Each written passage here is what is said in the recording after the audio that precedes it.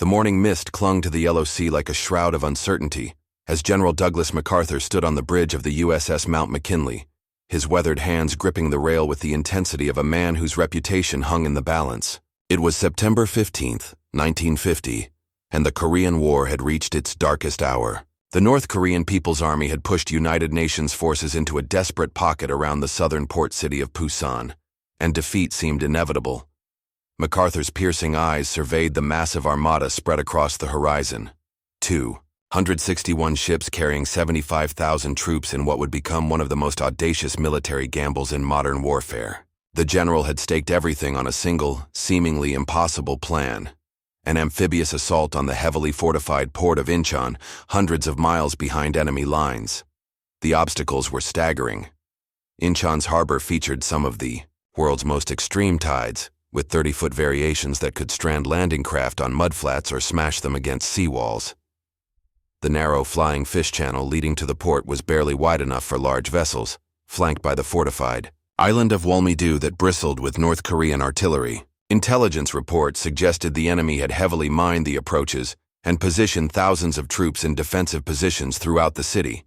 Even MacArthur's own military advisors had opposed the plan. Admiral Forrest Sherman, Chief of Naval Operations, had called it impossible. General Omar Bradley, Chairman of the Joint Chiefs of Staff, had labeled it the wrong war, at the wrong place, at the wrong time, and with the wrong enemy. The British were skeptical, the Marines were nervous, and President Harry Truman had given his approval with visible reluctance. But MacArthur saw what others missed. While the North Korean army had committed virtually all its forces to the southern offensive, they had left their supply lines dangerously exposed. Inchon sat like a dagger pointed at the heart of Seoul, the South Korean capital that had fallen to communist forces in June. More importantly, it was the western terminus of the Seoul-Pusan Railroad, the vital artery that fed the North Korean war machine. The general's plan was breathtakingly simple in concept, yet nightmarishly complex in execution. While the 8th Army held the Pusan perimeter against increasingly desperate North Korean assaults, the newly formed 10th Corps would strike like lightning at Inchon. The assault would cut enemy supply lines, recapture Seoul, and trap the North Korean army between two forces, the hammer and the anvil that would crush communist hopes of conquering the entire peninsula.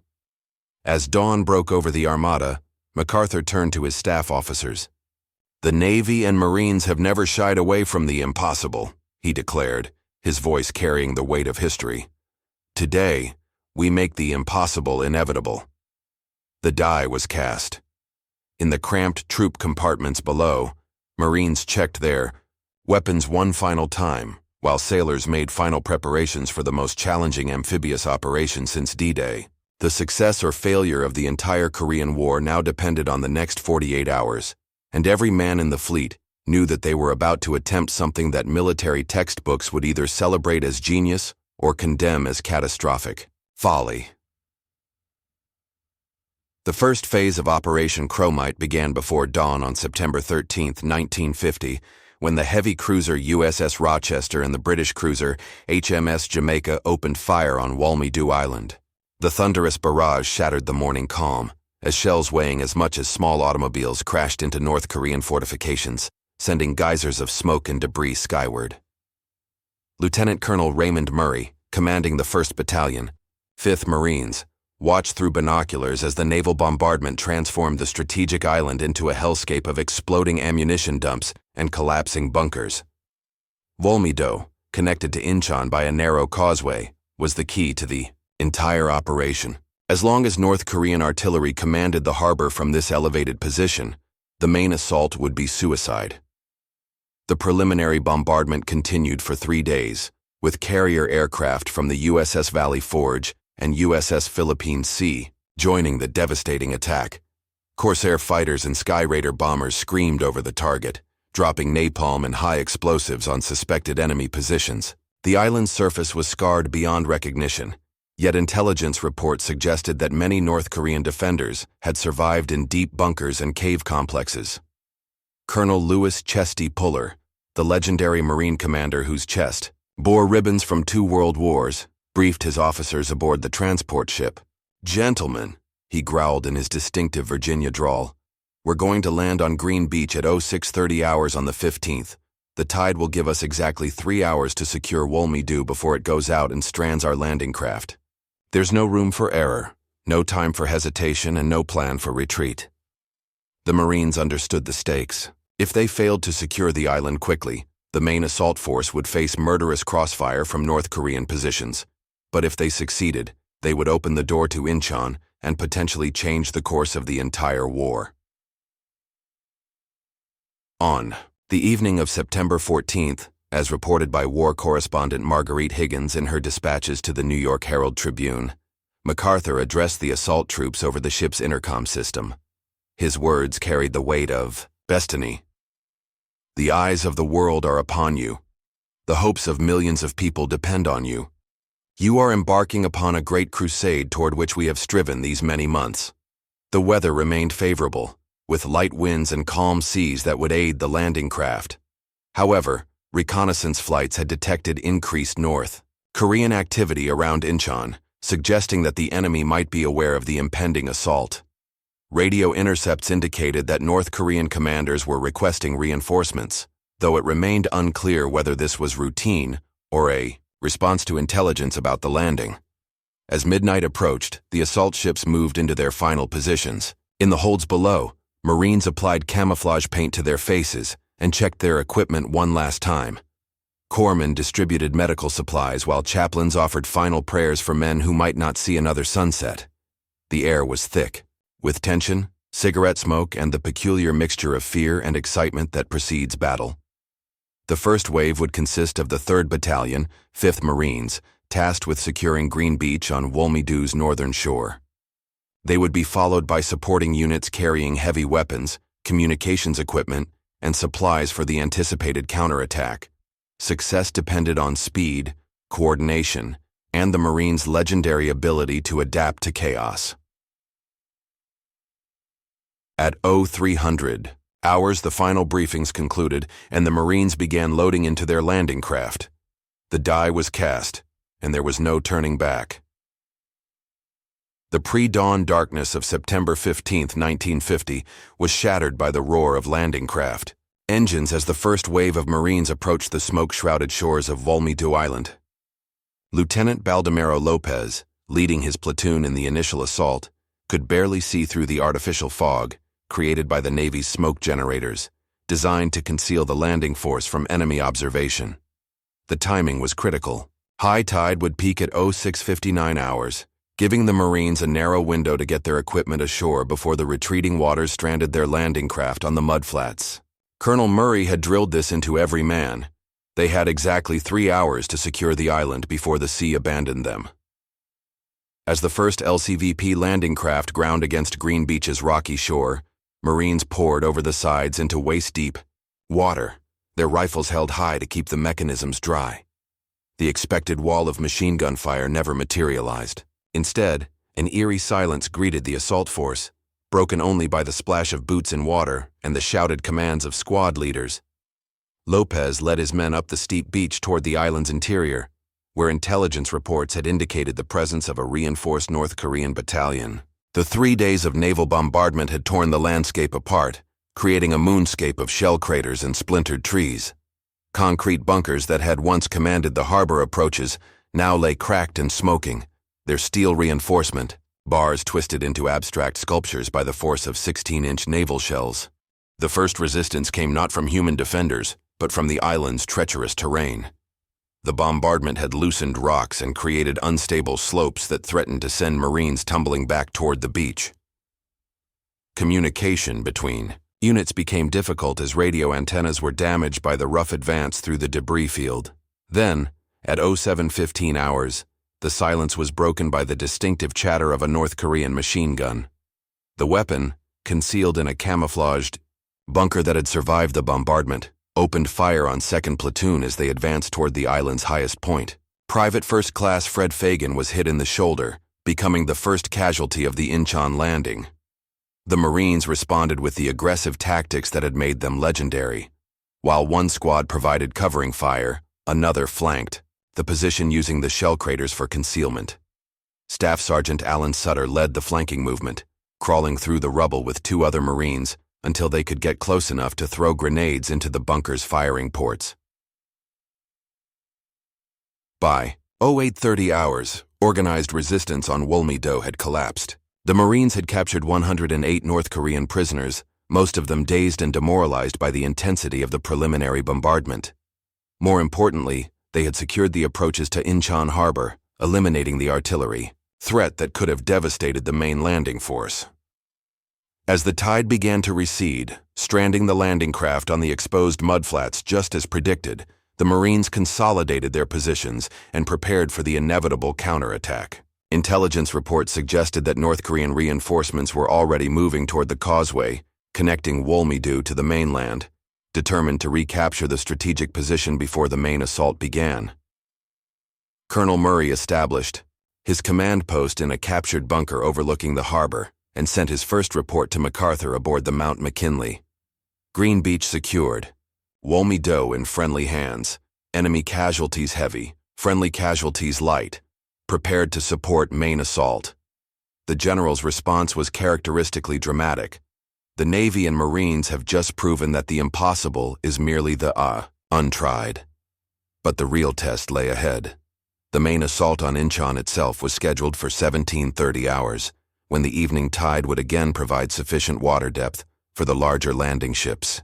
The Marines on Wolmi-do would have to hold their positions for nearly 10 hours, while North Korean forces gathered for a counterattack, isolated on their captured island, with no possibility of reinforcement or evacuation until the tide returned.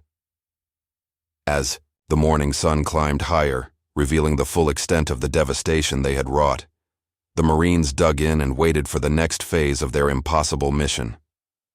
As the sun began its descent toward the western horizon on September 15, 1950, the waters around Inchon stirred with renewed purpose.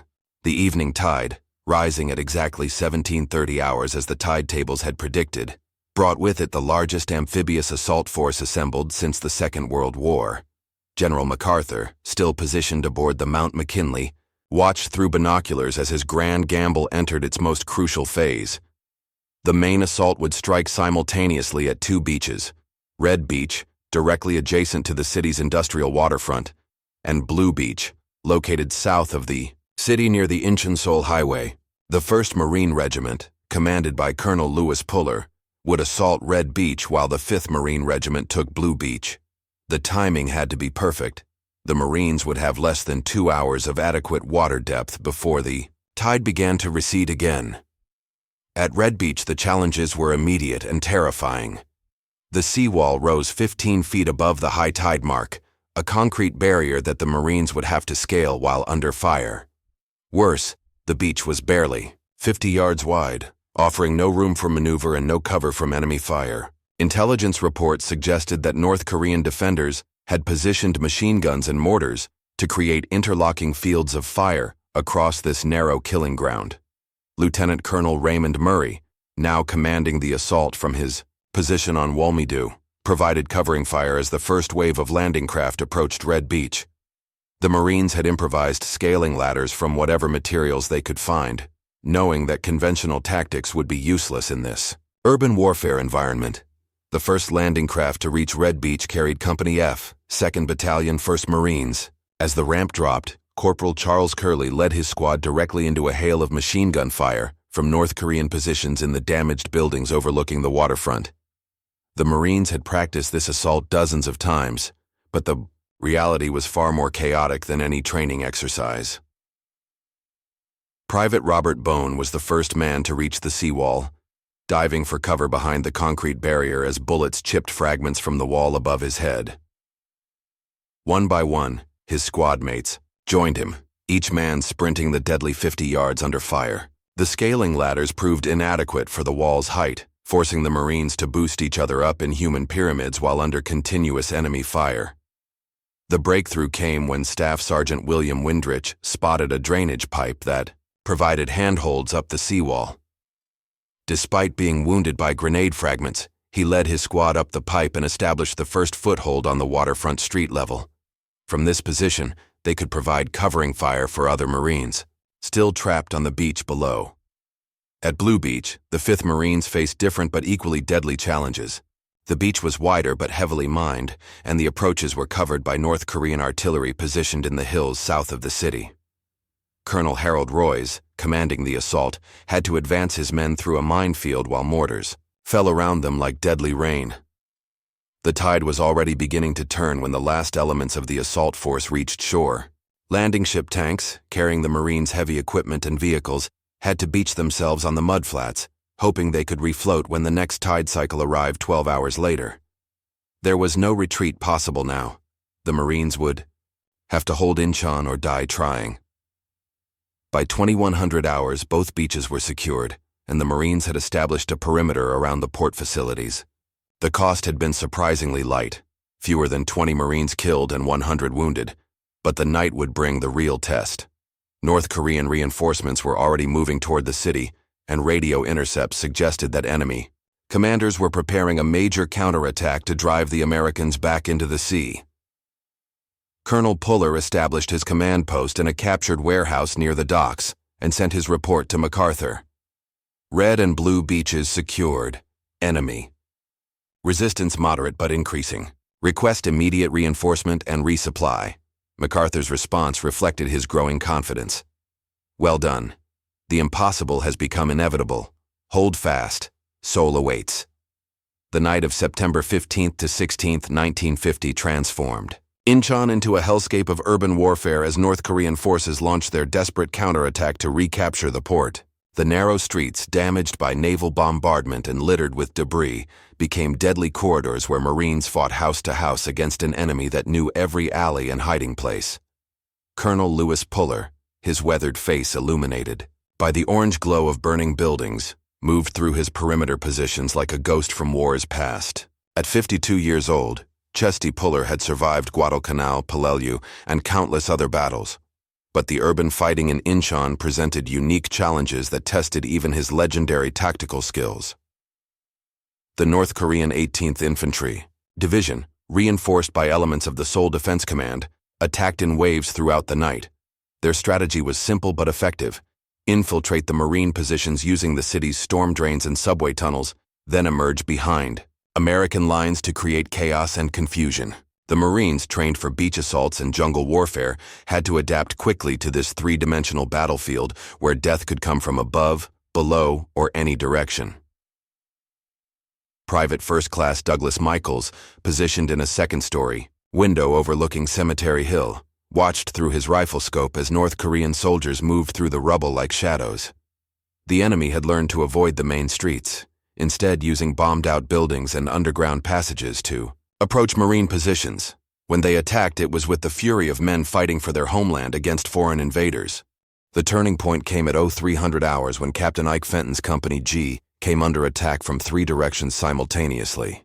North Korean infantry had infiltrated through the storm drain system and emerged in the Marines' rear area while other enemy units attacked frontally across the waterfront. For 30 minutes, Company G fought for its survival in a confused melee of rifle fire, grenades, and bayonet charges.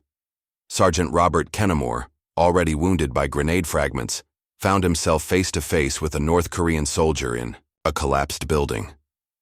The two men fought with knives and bare hands among the rubble, neither able to gain a decisive advantage until Kennemore managed to grab his opponent's own grenade and use it against him. The explosion brought down what remained of the building's walls, but Kennemore survived to continue fighting.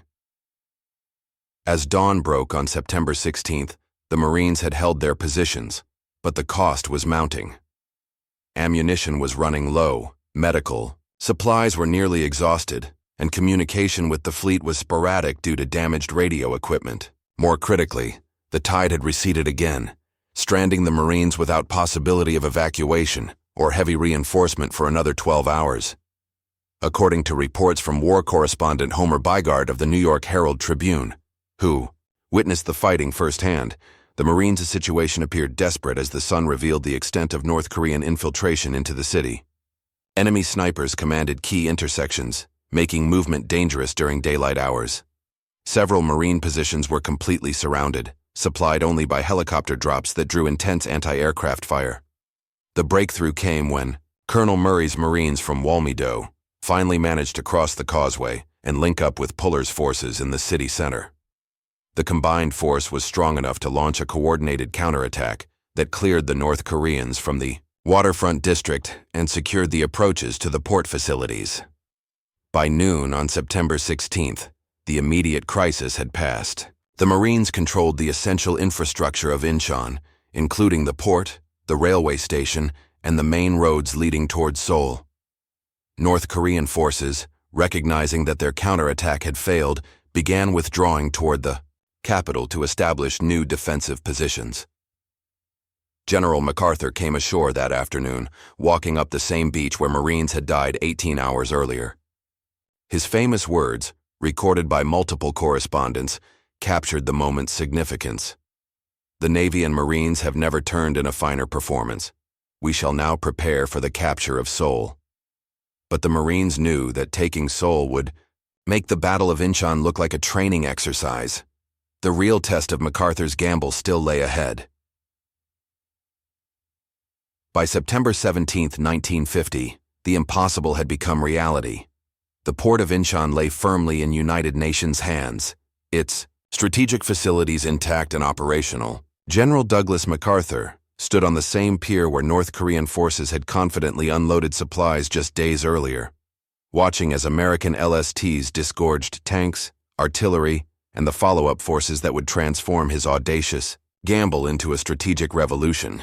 The impact of the Inchon landing extended far beyond the immediate tactical victory. Intelligence reports flooding into MacArthur's headquarters painted a picture of North Korean forces in complete disarray.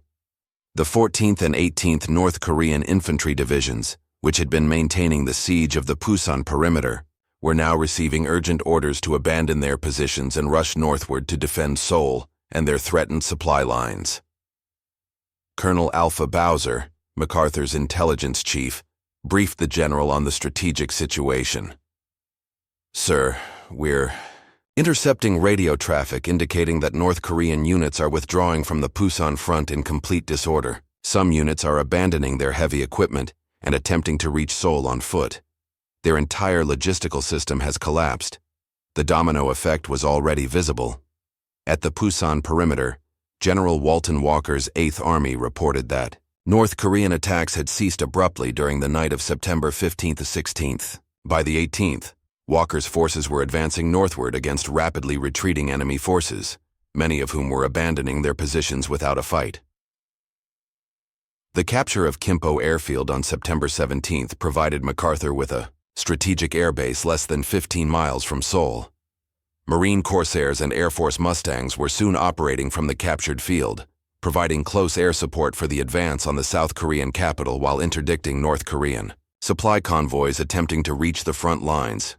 The psychological impact proved as devastating as the physical destruction. North Korean Premier Kim Il-sung, who had proclaimed the imminent victory of communist forces just weeks earlier, now faced the collapse of his entire southern offensive.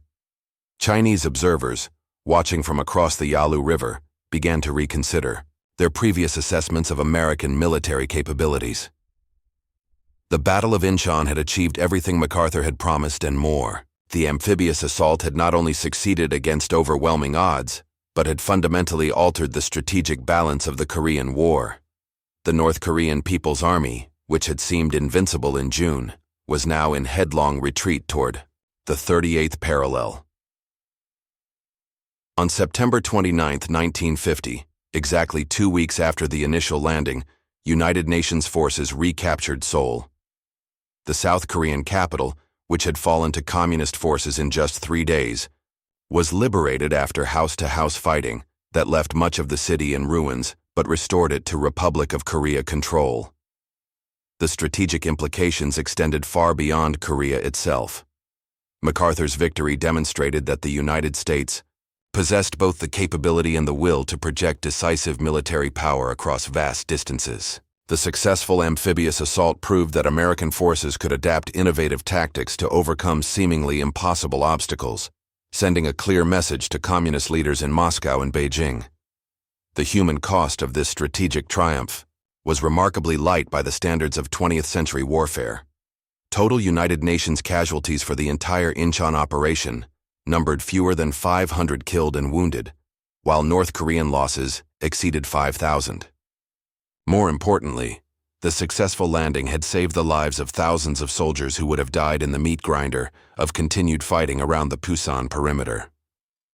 As MacArthur prepared to pursue North Korean forces across the 38th parallel, he reflected on the gamble that had restored his reputation and changed the course of the war. The Battle of Inchon would be remembered as one of the most brilliant strategic moves in military history, a testament to the power of audacious planning combined with flawless execution. The impossible had indeed become inevitable, and the Korean War would never be the same.